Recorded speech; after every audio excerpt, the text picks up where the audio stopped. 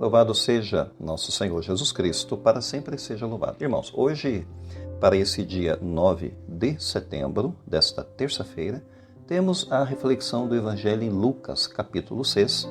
Então, a nossa reflexão da Palavra de Deus para esse dia, não deixe de dar o seu gostei e compartilhar esse conteúdo com seus amigos. Vamos agora iniciar a nossa proclamação do Evangelho. Proclamação do Evangelho de nosso Senhor Jesus Cristo, segundo Lucas, glória a vós, Senhor. Naquele dia, Jesus foi à montanha para rezar e passou a noite toda em oração a Deus. Ao amanhecer, chamou seus discípulos e escolheu 12 dentre eles, aos quais deu o nome de apóstolos. Simão, a quem impôs o nome de Pedro, e seu irmão André. Tiago e João, Filipe e Bartolomeu, Mateus e Tomé, Tiago, filho de Alfeu, e Simão, chamado Zelota. Judas, filho de Tiago, e Judas Iscariotes, aquele que se tornou o traidor. Jesus desceu da montanha com eles e parou no lugar plano. E ali estavam muitos dos seus discípulos e grande multidão de gente de toda a Judéia e de Jerusalém, do litoral de Tiro e Sidônia. Vieram para ouvir Jesus e serem curados de suas doenças. E aqueles que estavam atormentados por espíritos maus também foram curados.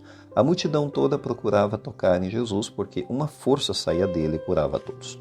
Palavra da salvação, glória a vós, Senhor.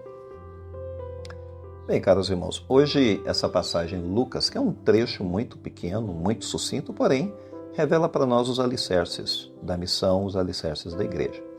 E tudo começa com Cristo. Jesus, antes de escolher os 12, que vão ser essa célula inicial, ele passa a noite em oração a Deus, retirando-se para esse local de discernimento, de solidão, enfim.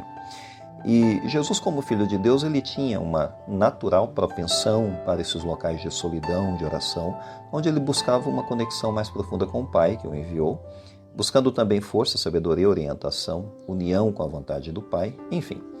É algo inspirador para a nossa vida, porque a gente também deveria se inspirar nessa passagem, entendendo que grandes decisões, ou até mesmo os chamados que Jesus fazia, e a gente pode entender na nossa vida que nós devemos parar para ter esse momento de lucidez também espiritual,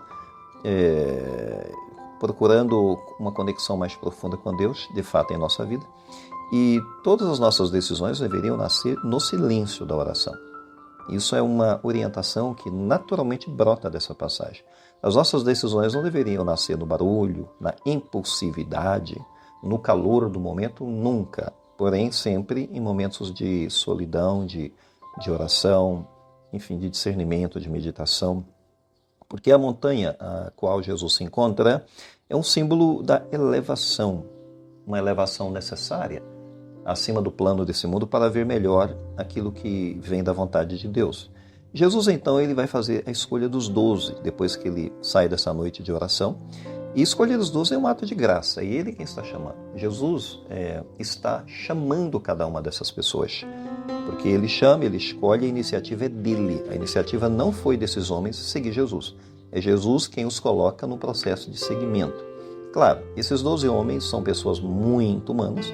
Nós bem sabemos pelas Escrituras quem eles são. Pedro, uma pessoa um tanto quanto impulsiva, que depois até o negaria. Isso vai acontecer um pouco mais à frente. Tiago e João, que são pessoas que parecem ter uma ambição muito grande dentro do coração, e são chamados filhos do trovão nas Escrituras, querem um lugar à direita e à esquerda de Cristo, mostrando, sem dúvida, uma ambição escondida no coração. Mateus, aquele colaboracionista do Império Romano, ele era cobrador de impostos, enfim, um homem ligado ao poder. Tomé, que é considerado cético nas Sagradas Escrituras, teve alguns momentos de dificuldade diante da ressurreição. Simão, o Zelota, que é um nacionalista, um radical, que provavelmente queria até criar algum tipo de revolução contra o Império Romano para libertar o seu povo. E Judas Iscariotes, sim, aquele que vai se tornar o traidor. Então a gente percebe que são pessoas que não são perfeitas, mas são pessoas. São pessoas com virtudes? Sim. Pessoas com fraquezas? Também. Dentro da sua comunidade. A igreja, de fato, no fundo é isso, é uma mistura de pessoas com virtudes, com fraquezas, não são pessoas perfeitas, a comunidade é formada de pecadores em processo de santificação. Se a gente entender isso, que são pecadores em processo de santificação, a gente entende, portanto, essa dimensão extremamente humana da igreja.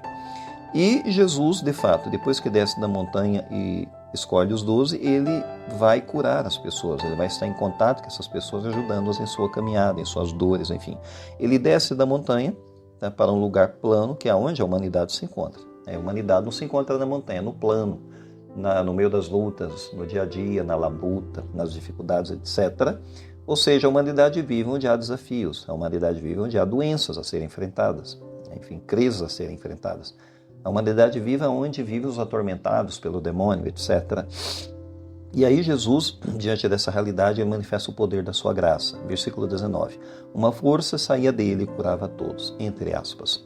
Ou seja, num primeiro momento ele busca a solidão, mas agora ele vem focar o encontro com a multidão. Ele toca a multidão sofrida, ele não faz distinção, porque a graça dele, como nós bem percebemos aqui no trecho da Escritura, é uma graça oferecida a todas as pessoas, sejam judeus, sejam gentios. Enfim, ele não faz seletividade de ninguém.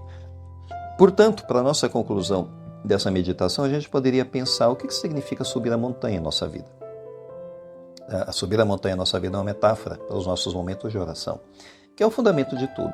Depois, a questão de escolher os 12 ou de ser escolhido, que reflete aqui a imagem da comunidade. Somos chamados pelo nome e, nesse chamado que Deus nos faz, nós temos que entender que nós somos pessoas com virtudes e defeitos, ou seja, nós não somos anjos, nós somos apenas seres humanos.